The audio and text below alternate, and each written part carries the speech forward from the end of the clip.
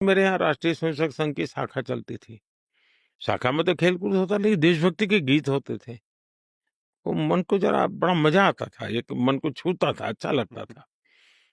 तो ऐसे ही करके हम संघ में आ गए। तो र संघ के एक संस्कार तो मिले कि भाई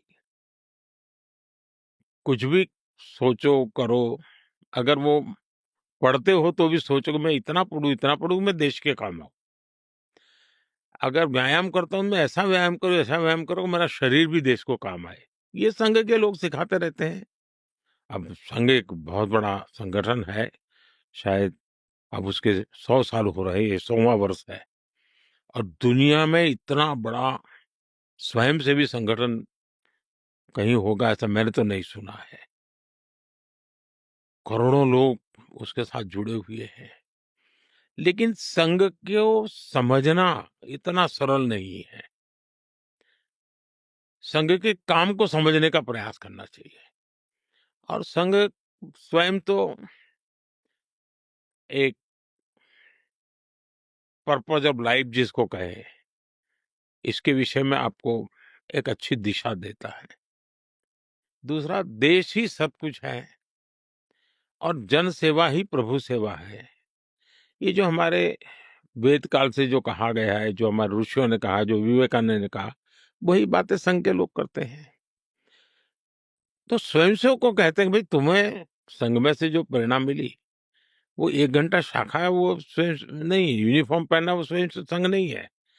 तुमने समाज के लिए कुछ करना चाहिए और वो उस प्रेरणा से आज ऐसे काम चल रहे हैं, जैसे कुछ स्वयंसेवकों ने सेवा भारती नाम का संगठन खड़ा किया है।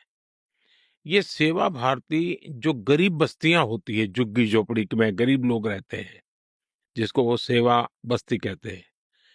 मेरी मोटी-मोटी जानकारी है, करीब 1.25 लाख सेवा प्रकल्प चलाते हैं वो और किसी सरकार की मदद के बिना समाज की मदद से वहां जाना, समय देना, बच्चों को पढ़ाना, उनके हेल्थ की चिंता करना, ऐसे ऐसे काम करते हैं। संस्कार उनके अंदर लाना, उस इलाके में स्वच्छता का काम करना, यानी बिल्कुल 1.25 लाख एक छोटा नंबर नहीं है।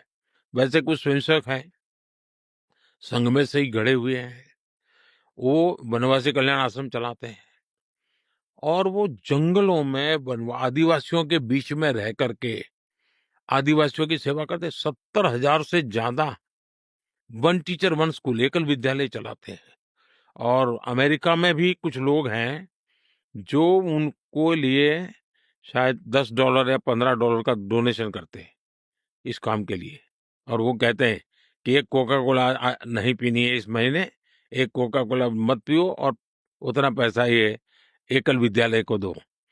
अब 70,000 एकल विद्यालय आदिवासी बच्चों को पढ़ाने के लिए करना, कुछ स्वयंसेवकों ने शिक्षा में क्रांति लाने के लिए विद्या भारती नाम का संगठन खड़ा किया। करीब 25,000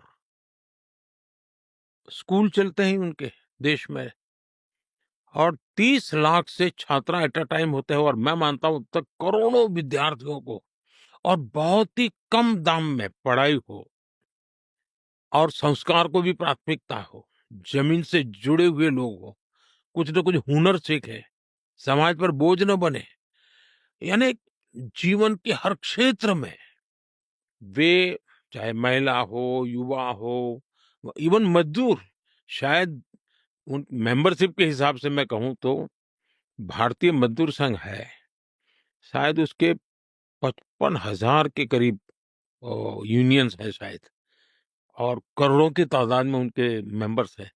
शायद दुनिया में इतना बड़ा लेबर यूनियन कुछ नहीं होगा और सिखा कैसा जाता है?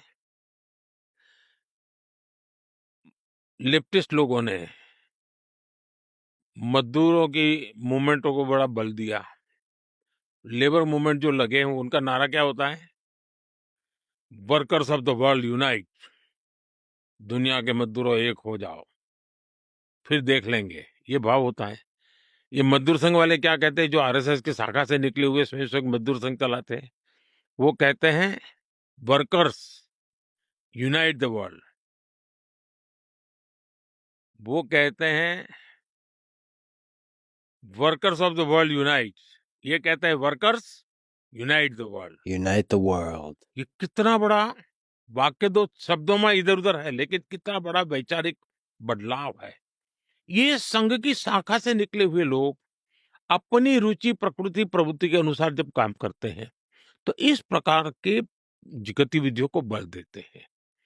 और जब इन कामों को देखेंगे, तब आपको 100 साल में राष्ट्रीय स्वयंसेवक संघ ने भारत के सारे चकाचौंध दुनिया से दूर रहते हुए एक साधक की तरह समर्पित भाव से, तो मेरा ये सौभाग्य रहा कि ऐसे पवित्र संगठन से मुझे संस्कार मिले जीवन के।